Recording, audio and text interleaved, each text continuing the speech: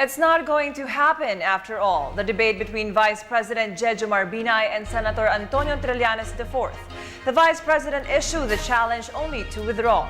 The face-off with Trillanes could have been his best opportunity to answer all the allegations raised against him in the Senate Blue Ribbon Subcommittee's investigation. Was it the right move? Joining us tonight here on NewsLife is Mr. Ramon Casiple, one of the country's top political analysts. Good evening, sir, and welcome to NewsLife. Good evening. Sir, to begin, do you think the Vice President, he made the right decision by withdrawing from this challenge or this debate? Well, I think he made the wrong decision when he challenged Senator Trillanes, and he made the right decision when he stopped it. The reason there is nothing will come out of it. It's not the proper forum. You cannot discuss every detail in, I think, even 2 hours or 3 hours of debate. And people, I don't think, are that interested anymore in that particular issue.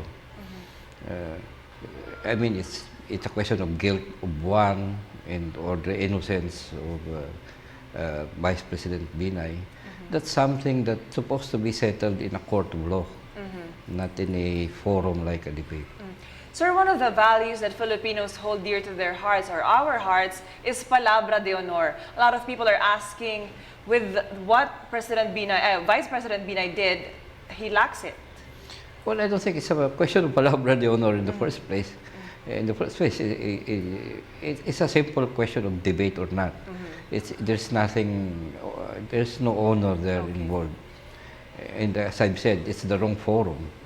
In the same way that he didn't go before the Senate subcommittee. I think that's the reason why he said that. Sir, the Vice President refused to face the Senate to present his case. With this withdrawal from the debate, people may ask, is the Vice President afraid to answer all the allegations and charges directed against him? Well, that's an opinion.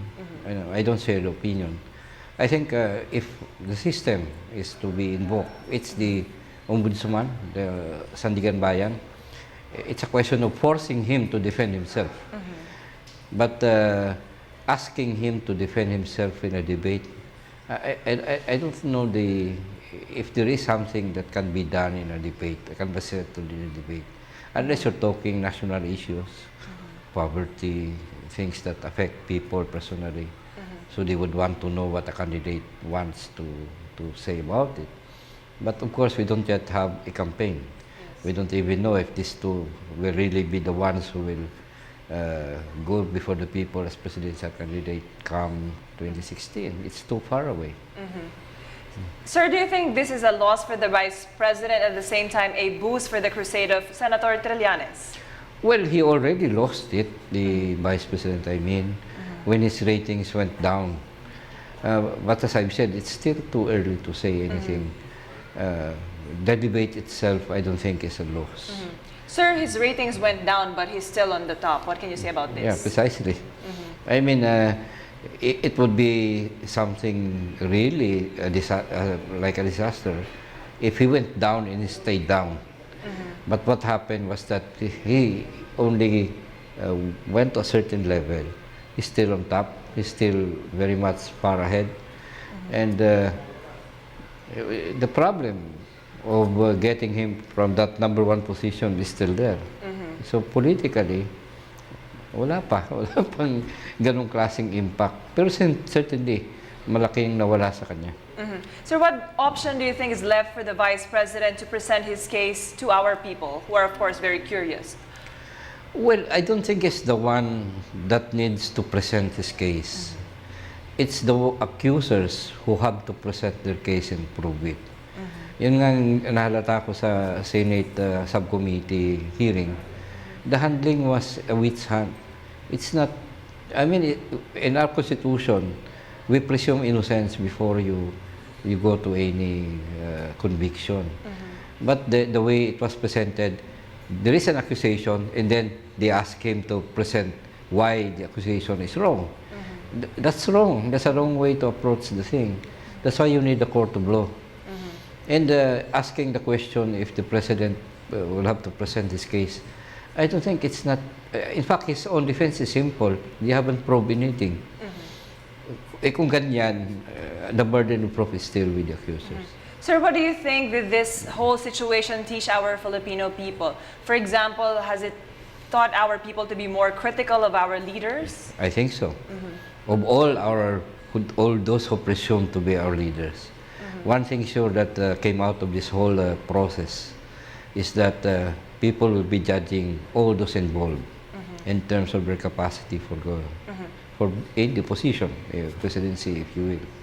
Sir, after the withdrawal of the Vice President in this debate, what do you think will be the next steps of his opponents or accusers? Well, I'm waiting for the next issue.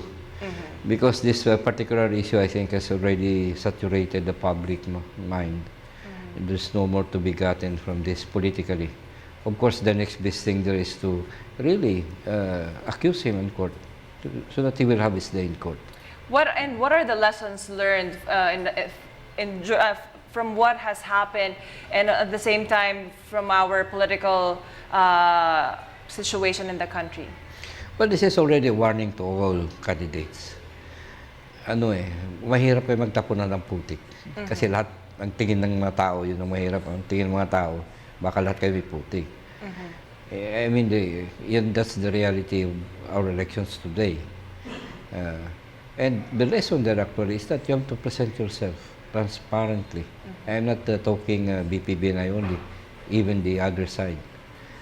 I mean, if you are also going to run as a presidential candidate, you shouldn't be the one accusing him.